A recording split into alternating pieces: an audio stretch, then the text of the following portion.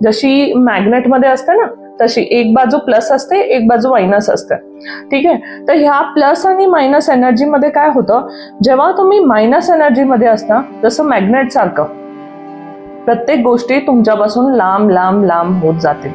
ठीक आहे. Wien you become plus energy, जेव्हा तुम्ही प्लस एनर्जीमध्ये येता तेव्हा बघताल की ते आपोआप गोष्टी ओढल्या जातात तुमच्याकडे. मॅग्नेट सारख्या प्लस एनर्जी प्रत्येक गोष्ट आपल्या जवळ ओढते, आकर्षित करते.